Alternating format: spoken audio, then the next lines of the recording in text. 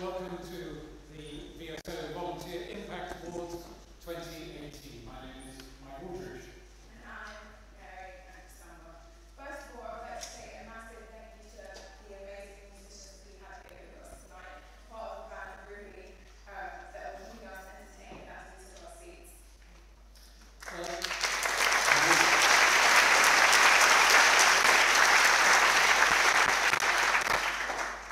50 years ago this evening, I was 4 months into my own VSO volunteer posting in Uganda. I exchanged working as a journalist in East Anglia for the chance to help farmers and traders in Ugandan cooperative societies share information through a newspaper and vernacular newsletters to improve their livelihoods.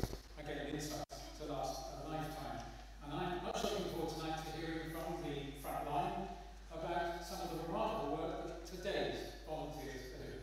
Yes, I'm part of the new generation of volunteers. So I was at VSO as a volunteer in the summer of 2015, and the experience I had in Zanzibar, Tanzania, really changed my life. It was an amazing experience.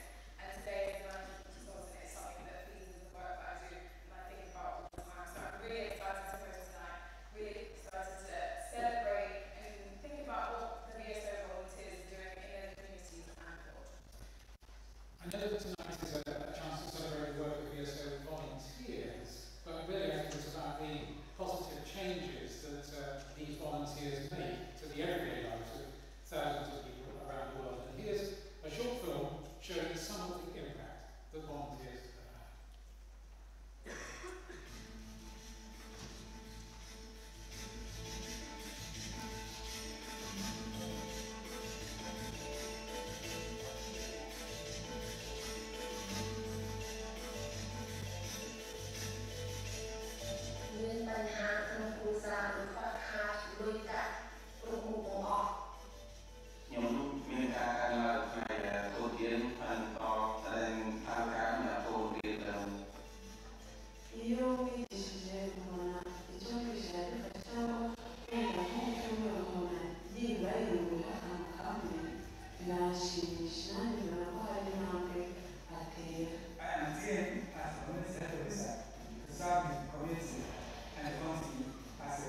Working with international volunteers, it's really fun to be with them.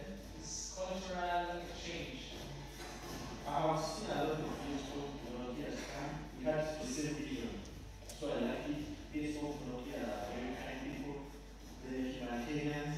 They are loving people and they are caring.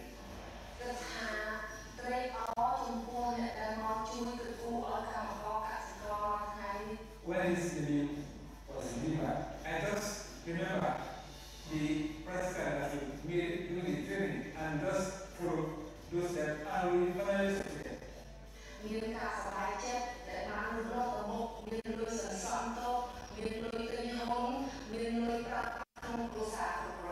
And I realized that it's not about me, it's not about myself, it's about the world, it's about having connection with other people.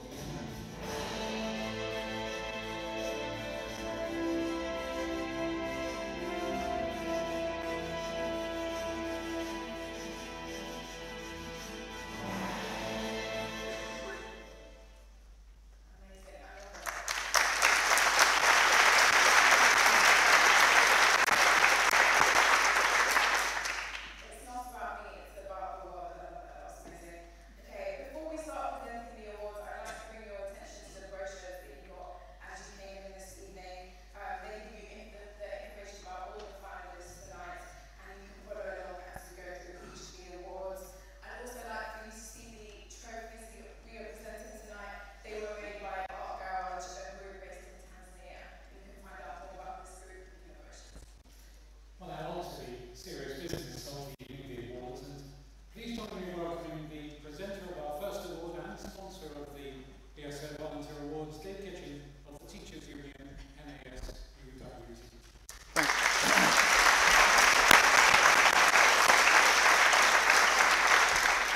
Thank you, Your Highness.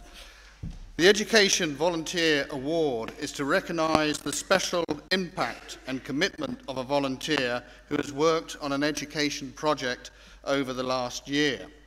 The finalists are Fred Vandenberg for helping improve standards of reading and counting in Malawi, Anne Law for mentoring teachers and improving social attendance in Nepal, and Scott Sissons for mentoring school leaders to improve literacy in South Africa.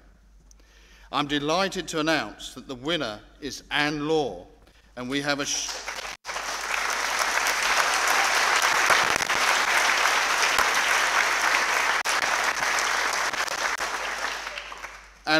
short sound clip from a Nepalese colleague.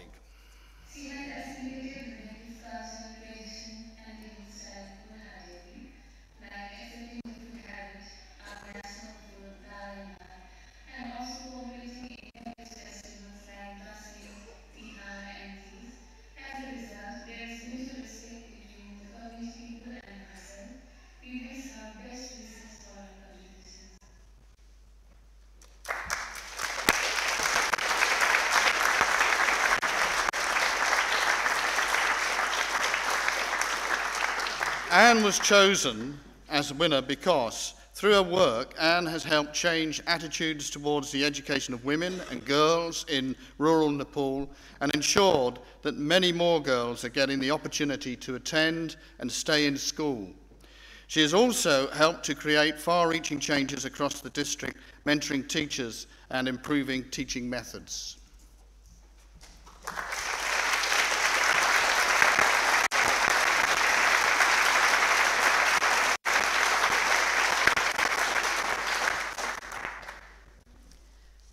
Congratulations, if you'd like to just stand in front of the microphone there. Yes, of course. This concept that you've been involved in promoting of big sisters, community volunteers mentoring little sisters is plainly very effective in rural Nepal with all of its vulnerability. Can you recall a defining moment perhaps when you said to yourself, yes, this really can transform the prospects for a little sister, the younger ones who are being helped, and maybe for a big sister helping them too? Well, absolutely. My area is working as a teacher trainer within the schools to make help teachers in their methodology to make learning learner-centered rather than traditional rote learning.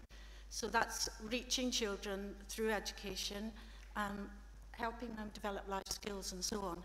So one major change that happened in the district was when the local education authority took on board our work in school improvement planning, and the senior staff took on roles as teachers, students, parents, and had a mock school improvement planning event over 2 days. They then rolled the whole programme out for real in all 12 of our schools.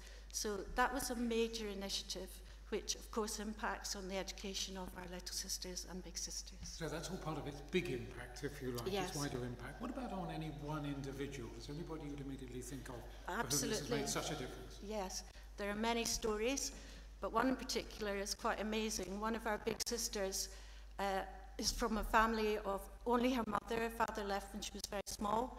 They're from one of the extremely marginalised castes. Her brother is disabled. He has a sight disability.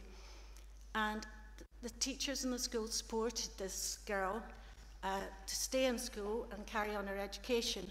But when the earthquake happened, she had to leave the village because they had no money. And she went into the city and learned to do sewing. And she did so well that she won an award which included a sewing machine. She now is back in her own village. She borrowed 8,000 rupees from the bank, paid it back last month or a couple of months ago, and has her own little business. She supports her little sisters by making their school uniforms for nothing. And she's a remarkable girl. She's now studying for a bachelor's degree. The project is busting.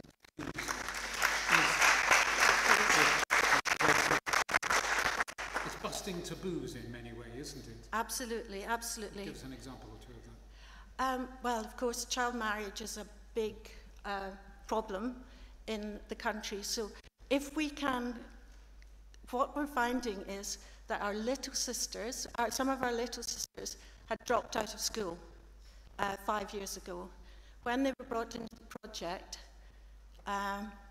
they were supported by their big sisters, and now 5 years down the line, those girls are in lower or higher secondary. They're now looking at this transition phase, whether to go on to further education or whether to get involved in a livelihood project. So it's making a huge difference to girls' education, but also part of the project is adolescent sexual reproductive health training, which the boys, of course, are sharing in as well. So it's developing a much more open practice or understanding of the importance of choices. And what impact would you say that it's had on the community that you've been helping, that you have been a volunteer rather than any other kind of expatriate worker? Well, absolutely. I think as volunteers, we have to learn about the community first of all, and listen and show enormous respect for the communities, because the culture, Nepali culture, is absolutely remarkable. There are so many wonderful things happening. So it's not about changing that, it's about building on the good practice. There are, as you know, people in this country who are sceptical about the value of aid. VSO is supported by UK aid, among others. Briefly, what would you say to the sceptics? Well, in my own experience over 5 years, I've seen enormous changes within the communities. Parents who were not interested in their children's education, the girls' education at all, are now completely on board with it. They're getting involved in community events and are very, very grateful for all the help that's going in to the project. So that is making a huge impact. These areas are very remote, rural areas, and this is a first for most of them. So it's making an enormous impact, and it will only happen because of UK aid. Good to hear. And thank you very much indeed. Thank Again, you. congratulations.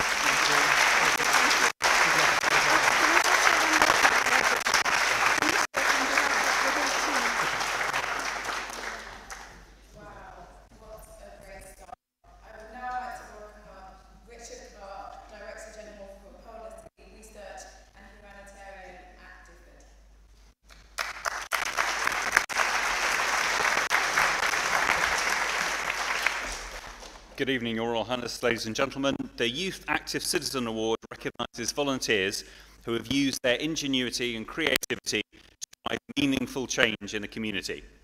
All three of tonight's finalists have been participants on the International Citizen Service Programme that DFID are proud to have funded since 2011, with 35,000 young people having completed placements. The finalists are Taiba Hussain, who has worked with local community leaders to encourage the ethnic minority community to change their views on adoption and fostering; Edmund Mbalili, who organised an impressive youth forum in Tanzania, which resulted in training opportunities and land agribusiness for young people; and Ali Stewart, who has made real progress improving the lives of LGBT people in the rural community of Dunoon in Scotland. And I'm delighted to announce that the winner is Edmund Mbalili.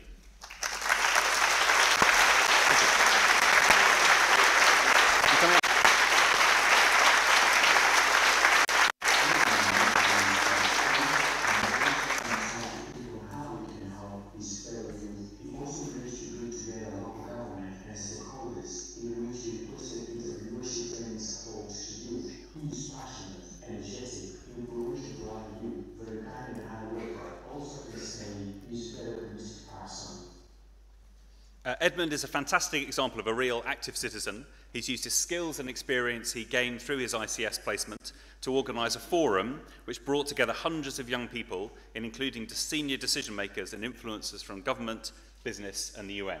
Edmund, congratulations.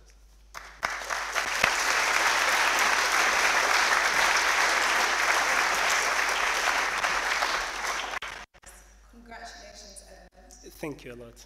Well done. I'd love to hear a bit more about this youth forum. After volunteered with ICS program under VSO, I discovered that most youths in Tanzania were faced with unemployment problem. So far, I decided to organize a forum in order to inspire my fellow youth and to link with local government to get land at the capital.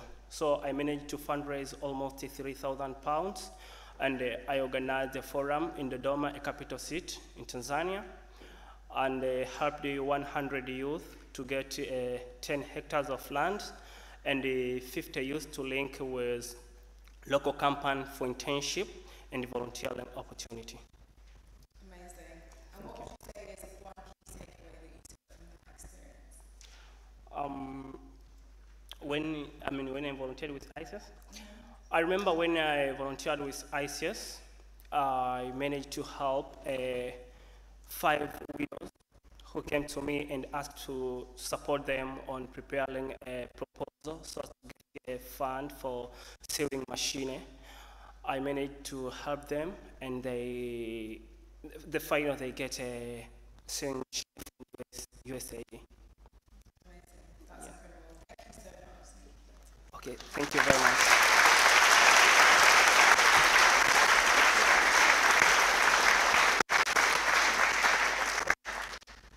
To present the International Volunteer Award, we have Brenda Hepcroft, one of this year's judges, and also one of VSO's many selectors who help interview and select new volunteers.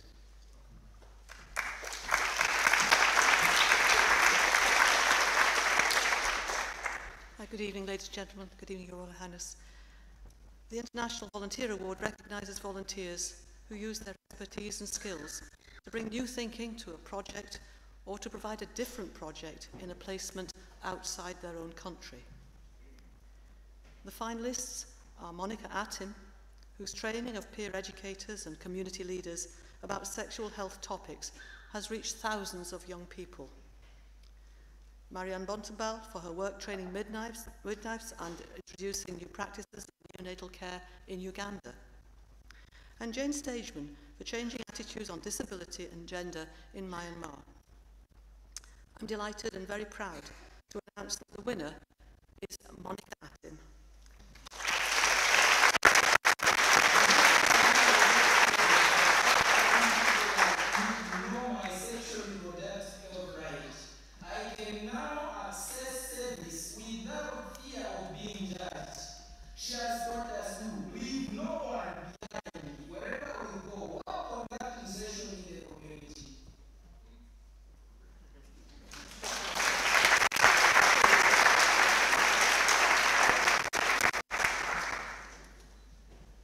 Congratulations. Thank you very much.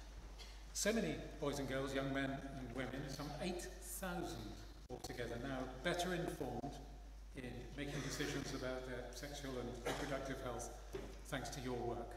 Thank you. How do you look back on this? When I look back on it, I remember the young, timid adolescents, young people, that I found at the beginning of the project.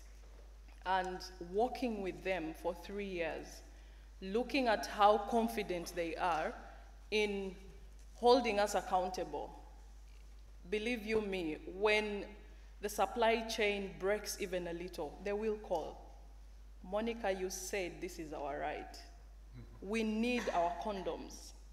We need our contraceptives.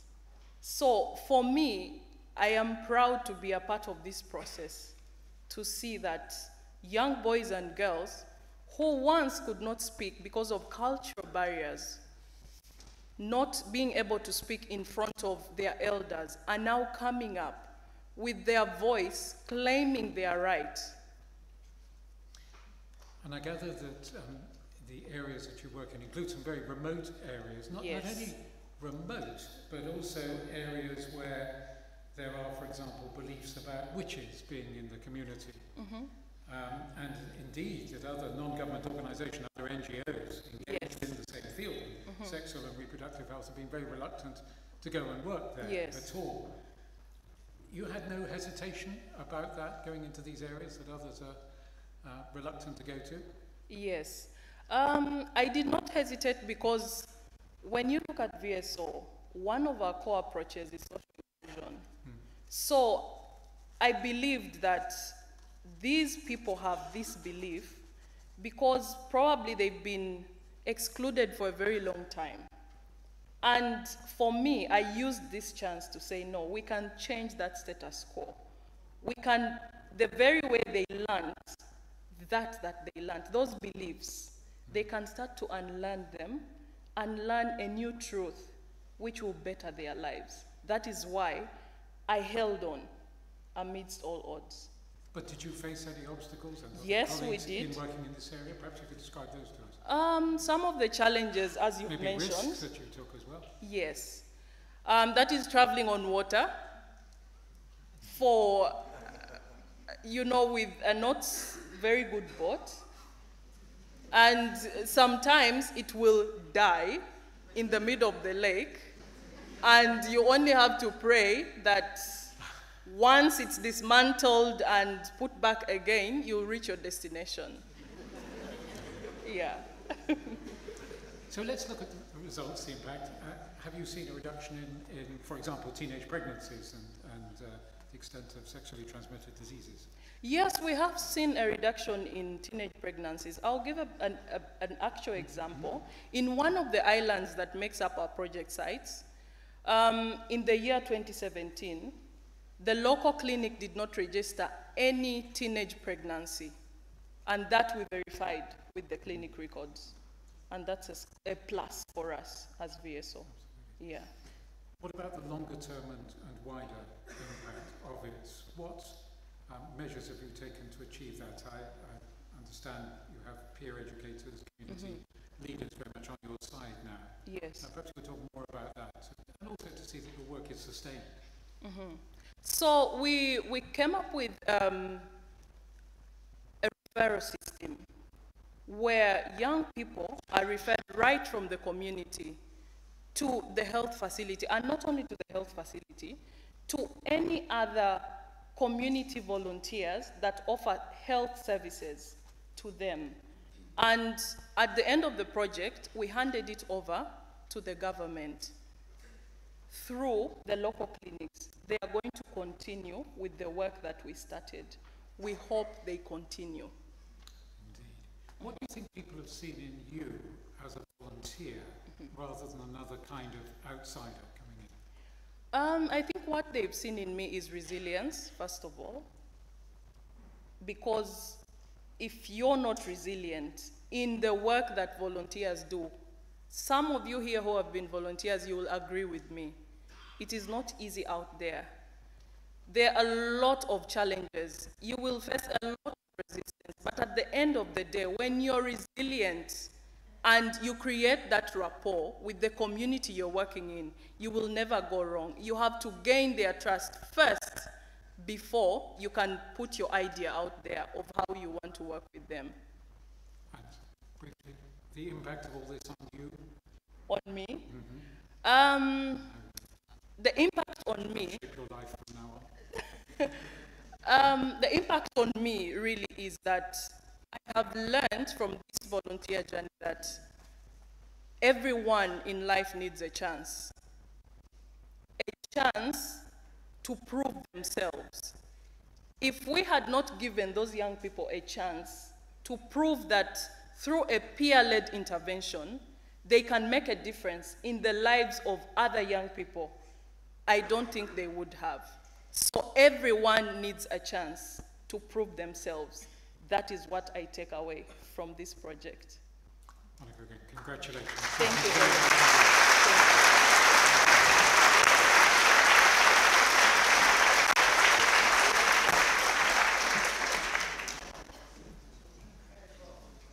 To present the Community Volunteer Award, I'm now calling upon Tetra Dancer, a youth advisor to VSO's International Board of Trustees. Welcome, Tetra.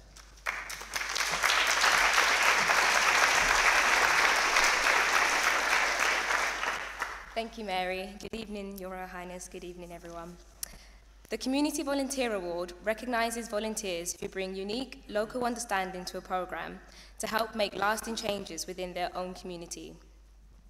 The finalists are Sadek Islam for elevating his work as a peer educator and proactively supporting ICS groups in other areas.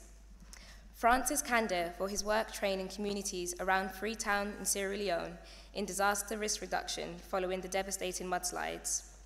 And Sijana Shama for her role as a community mobilizer supporting 50 families with training to live in a violence-free way and income-generating activities, overcoming stigma within her own family to become a true role model for others.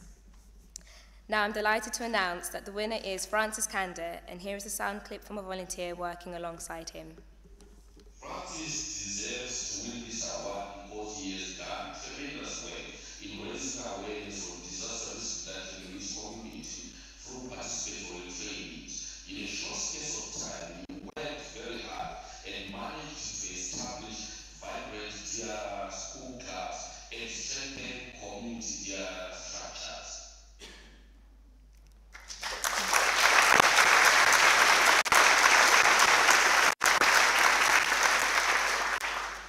Sadly, Francis can't be with us tonight, but accepting the award on his behalf is Dr. Zara Mariam Frey from UCL, who met Francis earlier this year whilst in Sierra Leone providing training on resource mobilization.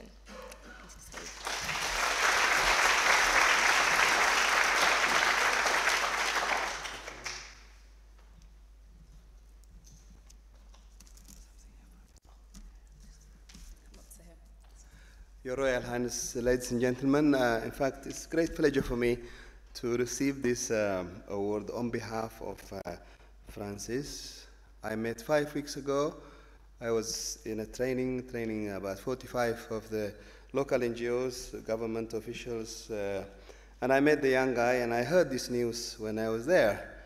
I even shared it in the group for the trainees I had 5 weeks ago. So Francis strikes me as a very bright young person, like so many of the people in Sierra Leone have come out from a lot of tragedy, as you know, civil war first and then Ebola, and someone who has come from the Horn of Africa from the other side. I understand what this suffering is all about. So I was quite touched. I came up with a lot of hope that this is a young country. I mean, literally, 60% of the youth are young, you know. That's what strikes you when you see that. This guy is brilliant. I mean, he had, as you said, he had the commitment, conviction, very strong guy, and the world is in front of him. He was involved in organizing the youth during the Ebola, as well as the time of the floods, horrific times. I just want to, in fact, briefly read out his speech, if he may allow me 3-4 minutes. The highlight is that this award will mean so much to him, for the thousands of volunteers across the continent, about the people. He takes this award on behalf of so many youth he is working with, and he's saying, I'm just one man determined to make a difference in my community. When we come together, that our voice is loudest. I'm proud to accept this award on behalf of every volunteer, especially the volunteers in Sierra Leone. They're doing a great job. I'm receiving it on their behalf. I hope this award ceremony inspires the next generation of leaders. He's already talking about the future, and leading mankind towards innovation and progress. I know these awards have inspired me. This award has inspired me to inspire also my community. On behalf of my communities I represent in Sierra Leone and my colleagues in Africa and internationally, I would like to thank VSO. To finish, let me quote a quotation from one of my greatest role models, Nelson Mandela. It's amazing, you know, after climbing a hill, one only finds that there are more hills to climb. Thank you once again, Francis. It's amazing.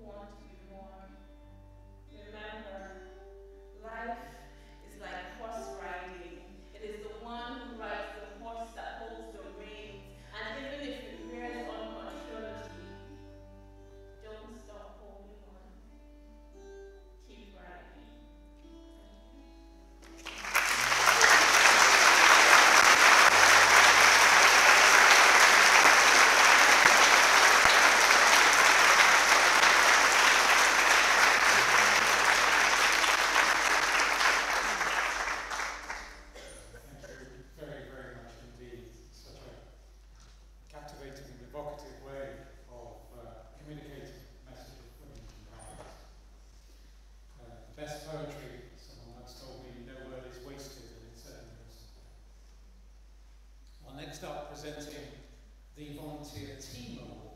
I'd like to introduce another judge, Scott Murray, a partner from McKinsey.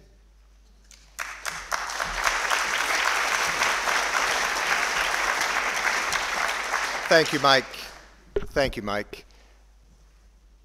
Good evening, ladies and gentlemen, Your Royal Highness. I want to thank you all for being here tonight. Just wonderful stories about volunteers around the world.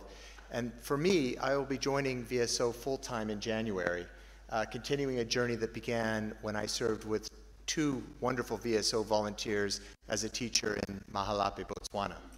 Tonight, I'm honored to present the Volunteer Team Award, recognizing the impact and commitment of a team of volunteers, whether international, in-country, youth, or community. The finalists are the VSO Alumni Association in Bangladesh for ongoing social action at local and national levels, the Improving Market Access for the Poor team in Cambodia, bringing together national, international, community volunteers, and others to develop technical skills for local farmers, create sustainable business, and work toward gender equality. And the Theater for a Change team in Tanzania for introducing this interactive project and inspiring local communities to take it forward themselves, helping combat teenage pregnancy. I'm delighted to win the VSO Alumni Association in Bangladesh.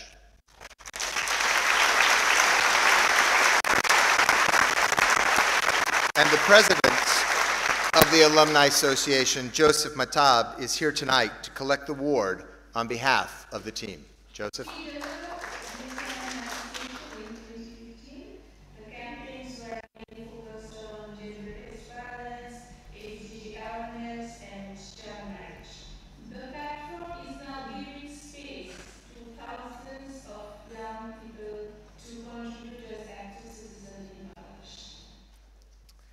The Alumni Association was chosen as winner because of their incredible reach and the impact that their campaigns against child marriage have had.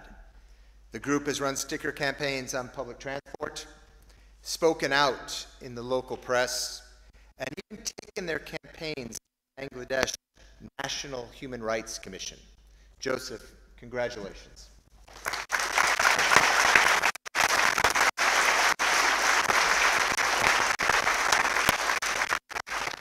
Congratulations, Joseph.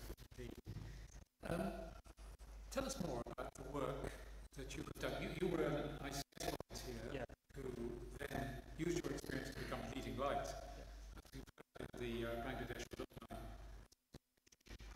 Let's talk a little bit more about this issue of child marriage prevention in Bangladesh. We've already been hearing about it earlier this evening from Nepal, but a big problem as well in Bangladesh. What's the state of it?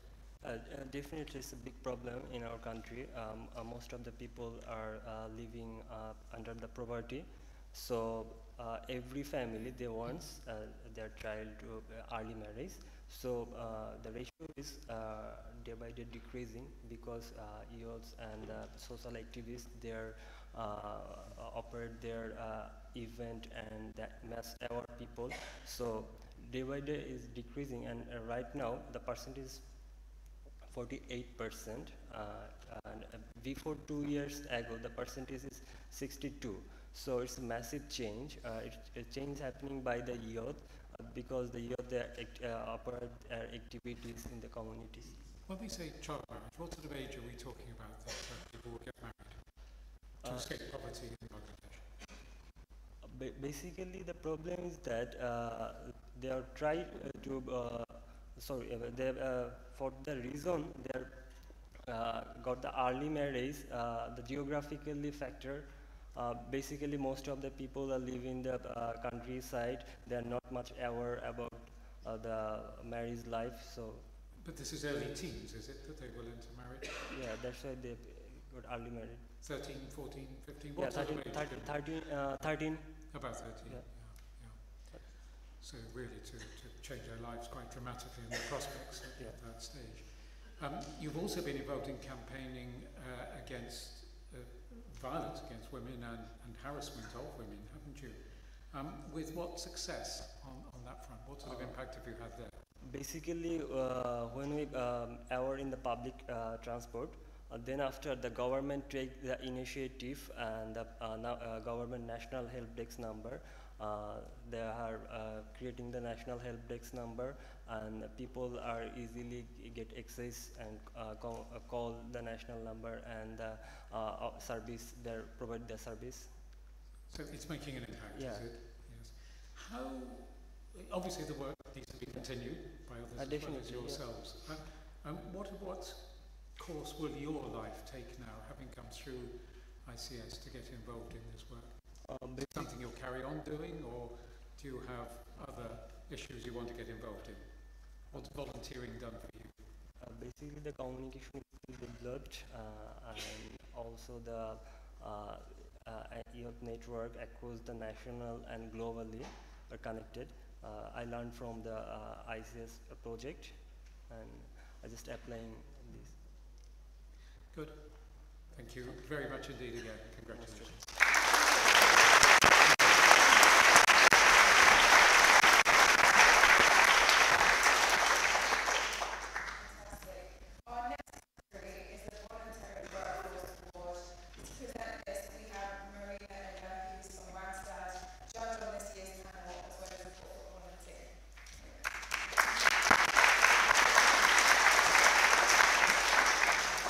Yes, thank you. So the Volunteer Workforce Award recognizes the impact and the volunteer who has provided an invaluable support behind the scenes, often the quiet heroes of VSO. And the finalists are Kirsty Buxbaum, who has been acting as a selector in the UK for many years, and who has also provided extensive support to the Rwanda team in helping them with their recruitment and assessment of national volunteers for the Building Learning Foundation project. Helen Davis, who has been a member of the Dorset Supporter Group for over 25 years, planning fundraisers and social events, supporting volunteers, and helping spread the word about VSO. And Iris Fowler, who has volunteered with the supporter care team in the Kingston office for the last 18 years. I'm delighted to announce that the winner is Iris Fowler.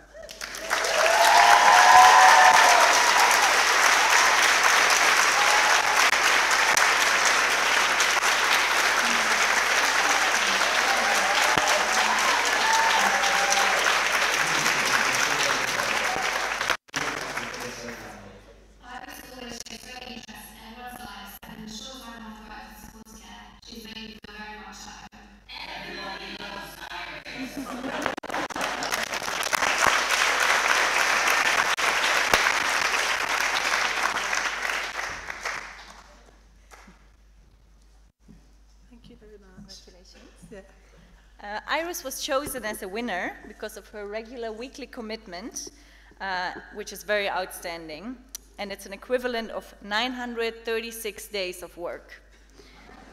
And she's also a very valuable team member, doing essential work behind the scenes, such as updating the VSO database and managing the post. Absolutely. Congratulations. And I love it. Thank you. Just nice to be part of such a good project, you know. Perfect. I'm going to ask you a few questions. How do you feel about winning this award? We heard everyone loves Iris. Oh, that's the first award I've ever won, so it's wonderful. Thank you. Yeah. It's amazing that you've committed 18 years to supporting VSO and what they do. What really energizes and motivates you to work with VSO? Well, when I retired from full-time work, I wanted to do something, and I saw an advert and I knew about voluntary service overseas, and it's such a good thing, and the need is more needed now more than ever than there was. So, and I'm just glad that I've got the strength to still do it. Amazing. Yeah. And do you have a proudest moment that comes to mind when you think about your time at VSO? Pardon? A proudest moment. I don't know. Or funniest moment. Oh, we had a few of those. I just say when I go in, or if there's someone new and they look at me with my grey hair, I say, I'm the old lady that comes in on a Monday.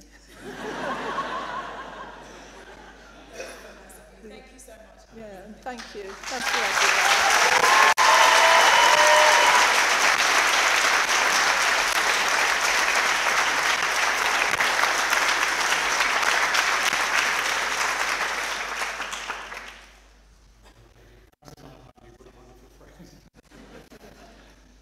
Introducing the in-country volunteer award, or national volunteer award, is Fiona Barton, an author, journalist, and also volunteer.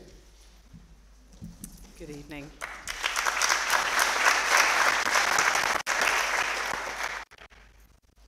So the In-Country Volunteer Award recognises volunteers who've brought local understanding and knowledge to resolve issues within their own country.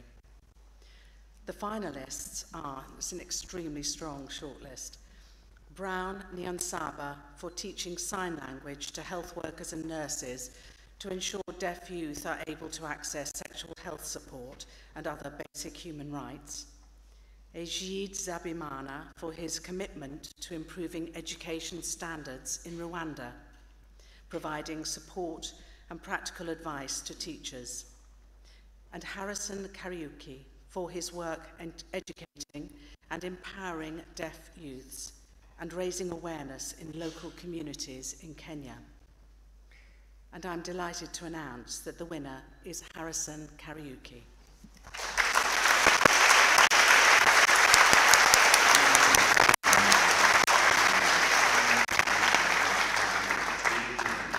He has been involved in teaching sign language community members and has been a true inspiration to young people in his community.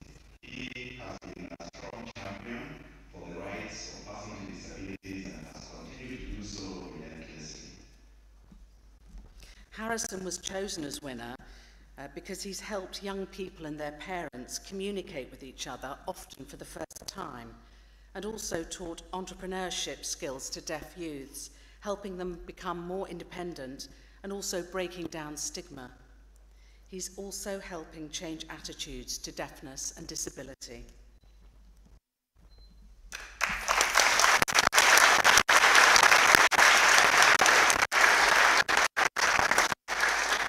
Congratulations, Harrison.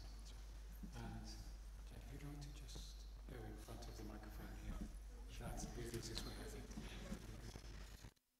Can I ask first, what does it mean to win this award? So first I would like to say thank you very much. I'm very delighted to get this award because it means everything to me. It's an important thing being a deaf person and winning this award. Working with young deaf people, first as an ICS volunteer and now as an in-country volunteer, you most certainly know what the challenges of being a deaf person in Kenya are. Tell us some of those challenges for a deaf person in Kenya, particularly for young people.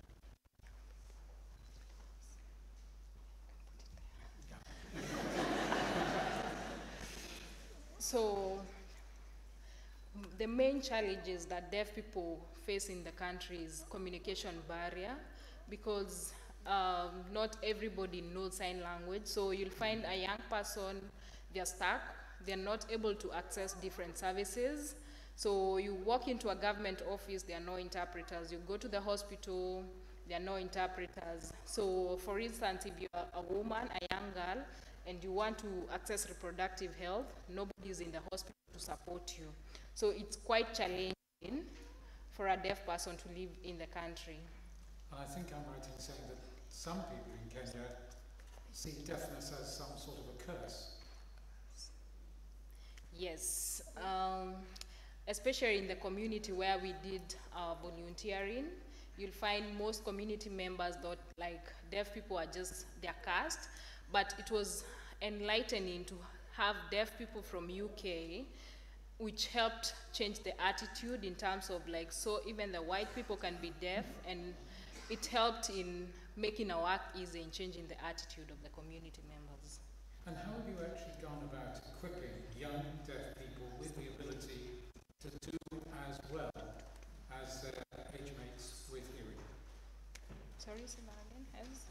How have you gone about trying to give young deaf people both the ability and the confidence to do as well as young people who have hearing? So we've been creating awareness, sensitizing young deaf people, and talking about mentorship, the importance of them believing in themselves. And these, I would say, like we've had a success in terms of having them being trained on entrepreneurship skills, and also getting a loan or grants from the youth funds within the county, which will help them start up an IGA activity. Then they've been able now to go out and request for interpreters. So when somebody you have helped is perhaps communicating properly for the first time in their lives, what's that like? What sort of reaction have you seen in them? When we were doing the ICS, you'll find like most parents didn't even have like the ability to communicate with their kids, and that contributed to low education level for the deaf child. So you'll find like the parents, the moment they are able to like even learn the basic skills in terms of communication, it becomes like, it feels great even for the deaf child, because they feel for once they're part of that family. What did it mean to you to be doing this work as a volunteer?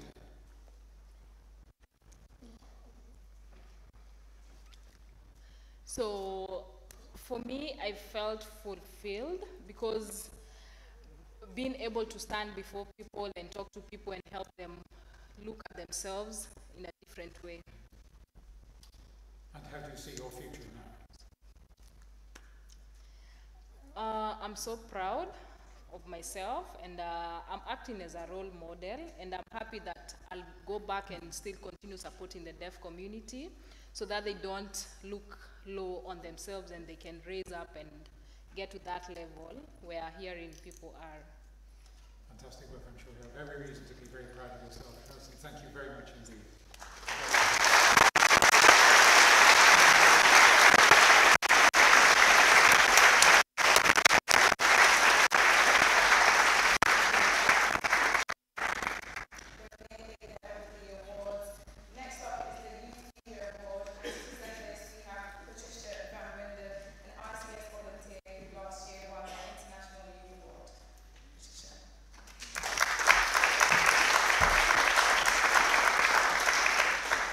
Thank you and good evening. The Youth Leader Awards recognizes youth leadership, including the volunteers' contribution to influencing policy and advocacy activities. The finalists are Tri Borme for her role as team leader of an ICS group of Cambodia, ensuring the engagement of the whole team and gaining cooperation from local partners. Joseph Matop, who is president of both the Bangladesh Alumni Association and also the National Youth Engagement Network, leading both to great advocacy and campaign work. Finally, Alina Sarfraz, whose role with the Pakistan Youth Initiative has included supporting young people to implement action plans to improve topics around ethnic tension and gender violence. I'm delighted to announce that the winner is Alina Sarfraz.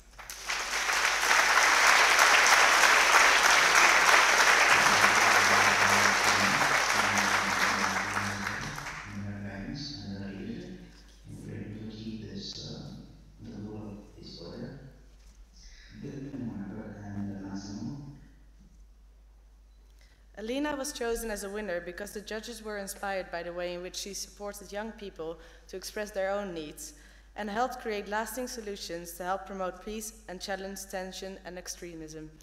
Congratulations, Alina.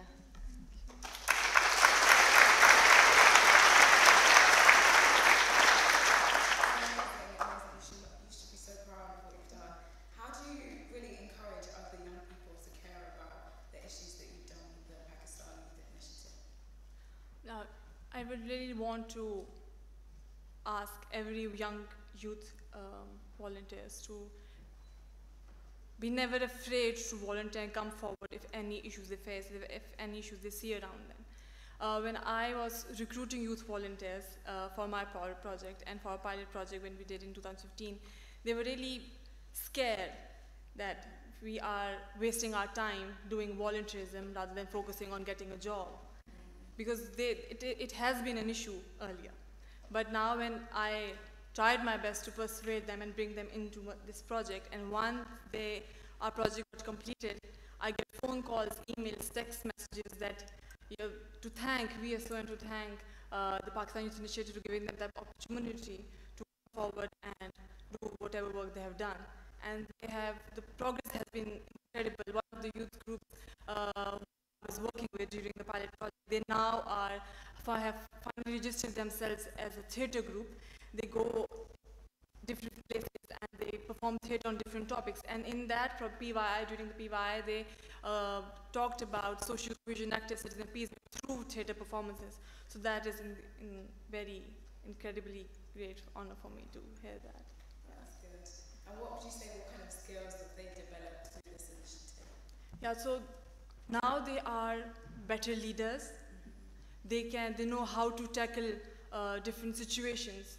They know how to mold themselves if any situation happens. And now they are also during the PY, they are now more. We train them in responding to the emergency. They are the emergency responders. So now they know how to respond to any man-made or natural disaster occur in the community. So they now know how to respond to them and connect them with the rescue service which of Pakistan. Yeah. Incredible. And what is your hope and your intentions for the future of the youth in Pakistan? Big question. Yeah, it is. Yeah, for me, I would really tell each and everybody, including myself. I have been part of VSO since 2013 and I have been volunteering since then. And till now and in the future, I don't see separating myself from VSO. And for all the volunteers who have been part of VSO or who are going to be part of VSO, who are working with us, I will just say I'll say the same, don't be scared, come forward, do your best, and we are there to support them and we are there to recognize their work. Amazing. Congratulations. Thank you.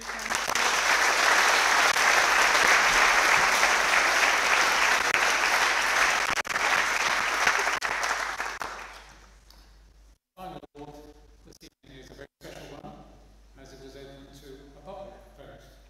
And this will be presented by VSO's Chief Executive, Goodwin, and Her Royal Highness, the Princess.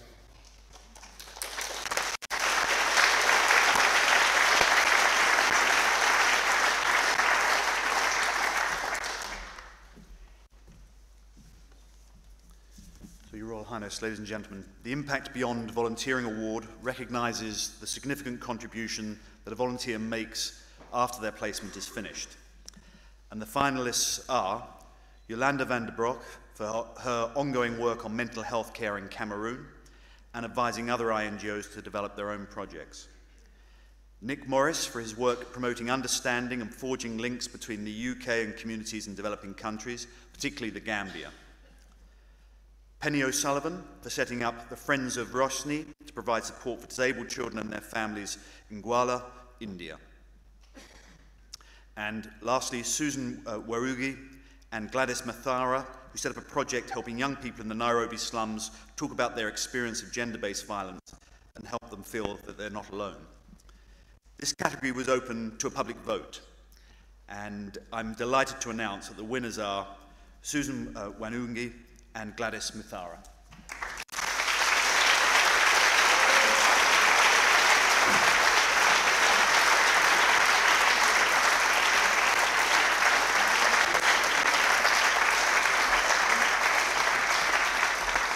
The work that Susan and Gladys did clearly struck... Oh, sorry, I'm talking over everyone.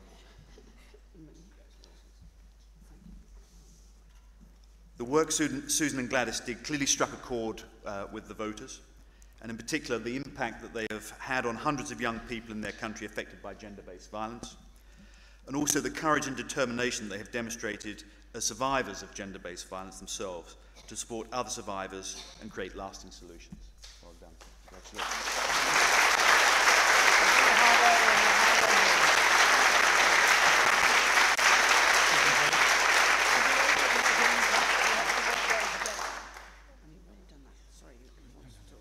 if I could bring you both over to the microphone, if I may, and many congratulations from me too. I think probably the first thing to say here is that there's a very good reason why you became involved in this particular project, in that you are both survivors of gender-based violence yourselves, aren't you? Tell us just a little about that, if you would. Just come a bit closer. Yeah, so I grew up in a family where there was violence, like most of the times, but growing up, I always thought like it was a normal thing. So when I was, of age and I got into a relationship, I also experienced the same. And so after my volunteering, I felt like it was important for me to start my own journey of healing. And that was how this came along. And we had her and others as well talking about similar things. And Susan, what have been your experience that moved you into this work? I had a best friend. Mine is our best friends. I lost a best friend because of gender-based violence at the home. We were friends since class 6. We studied together all the way to Form 4, end of high school in Kenya. But a year later, I lost her simply because she grew up witnessing violence in the home, so she was afraid of her parents. She got pregnant, but because she was afraid of the father, she tried abortion and she ended up passing on. So that really got me, and I joined her in the gender-based violence programs to support other people who are affected by the same, so that I don't experience maybe. So with that very strong motivation and those experiences behind you, how did you actually go about then, working with other girls and women finding themselves in this situation in both the slums in Nairobi and elsewhere in Kenya, when, as you've just said, in a way this is also normal? How did you make a breakthrough in dealing with people, perhaps a particular person you've worked with? So basically what we were doing is setting up safe spaces where we would engage young people, both boys and girls, between the ages of 13 and 19, in schools, in churches, and in community spaces, other community spaces. And here they would come and basically sit down to weave stars that were symbolic of lighting up the darkness of violence in their lives. Weaving stars? Yes. On cloth? Paper? Using plastic ribbons. Okay. Yes, and then they would engage in discussions about how violence has affected them, both directly and indirectly. And then apart from that, we'd have our volunteer facilitators training them on various aspects of gender-based violence, like gender stereotypes and discrimination, things to do with developing respectful relationships. Basically different things about gender-based violence and how they can take action to address the same, and also support their friends.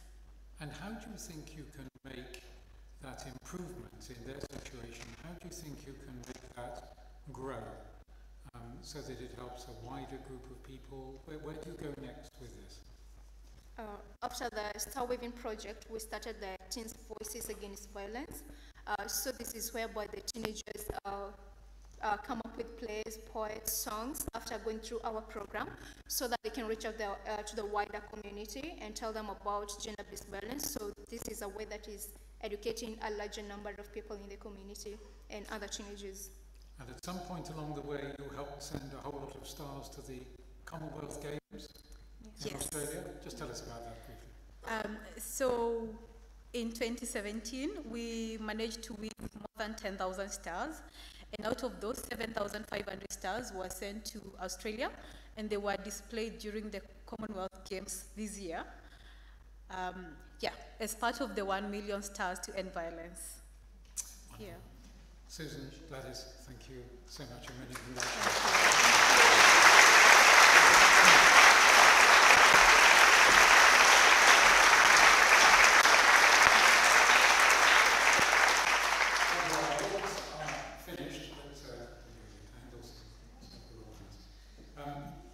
if I might add just a personal note based on what is now half a century of involvement with VSO in one way or another, I certainly been struck again this evening by much the organisation has changed since those earlier days. And one measure of the earlier days was that I actually made a radio program in 1978 we called Britons in the Bush. But what? Don't tell anybody else, please. Some recognition, yeah. What has not changed is the essential spirit of volunteering, which allows us to celebrate winners like all of these this evening, representing, I'm sure they would say, indeed one should have the stage coming to say this, representing the inspired and inspiring work that goes on around the world every day, and long may that continue and the impact of it continue growing. It now gives me enormous pleasure to invite VSO's Royal Patron to speak. Please welcome the Royal Highness, the Princess of Wales.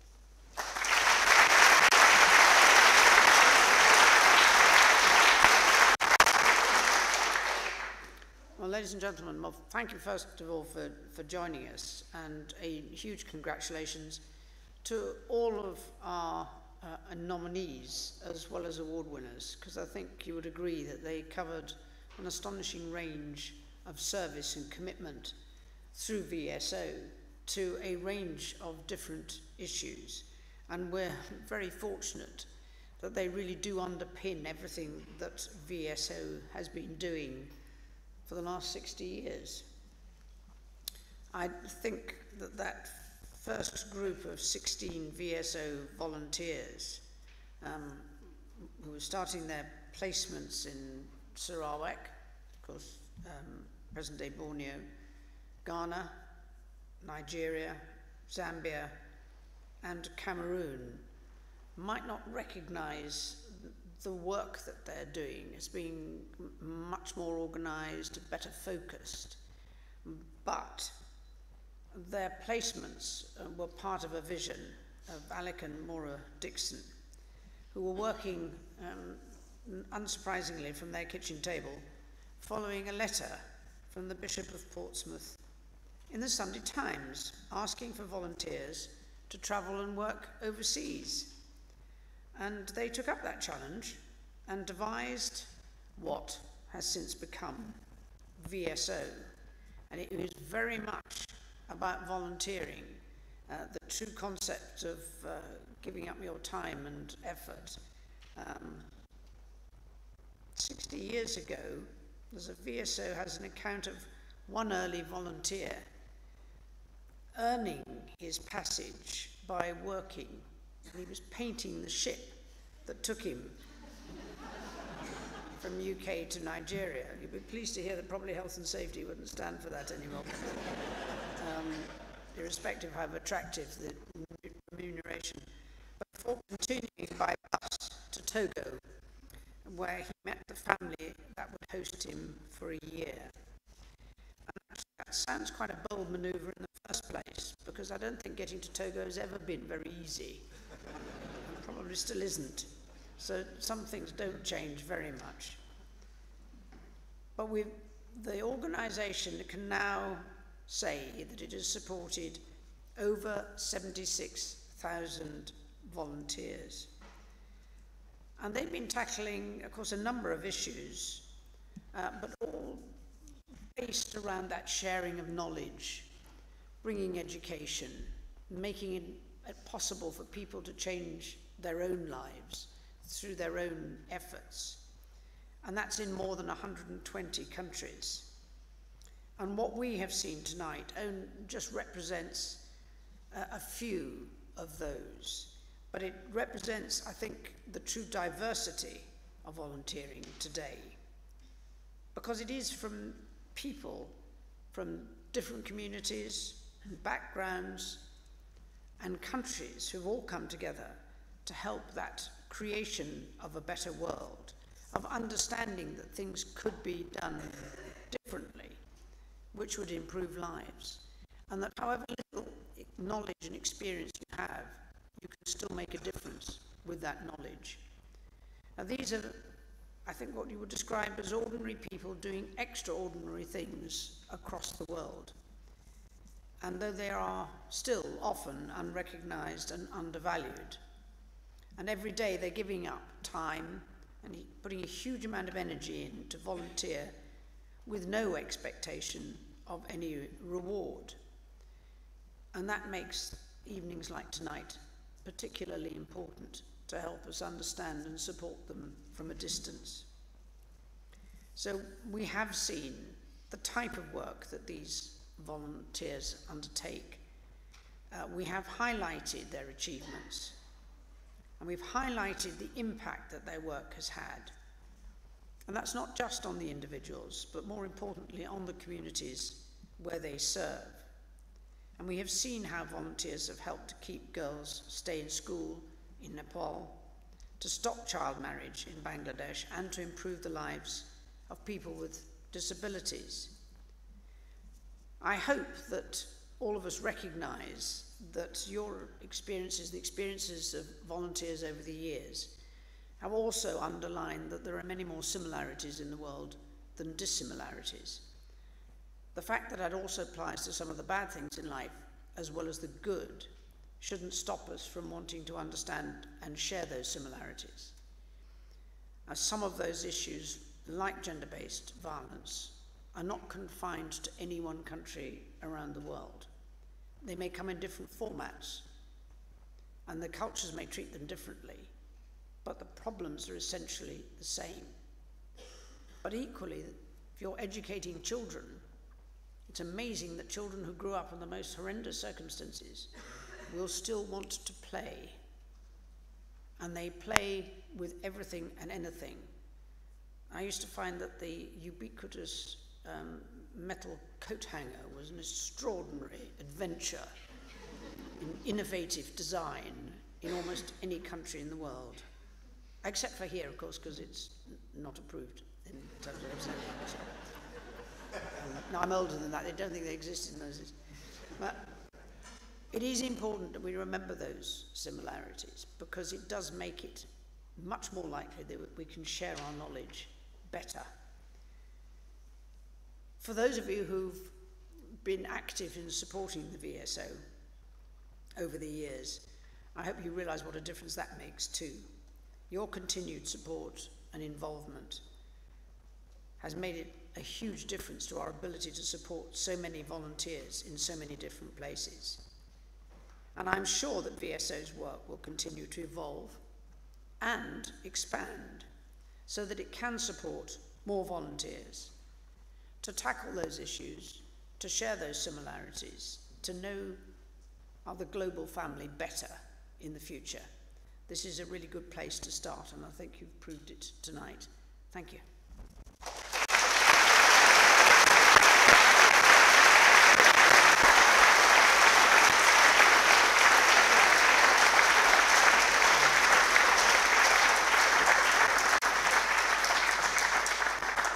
Thank you very much indeed, Your Royal Highness, for that magnificent endorsement of VSO. And now for some final words, please welcome back to the stage.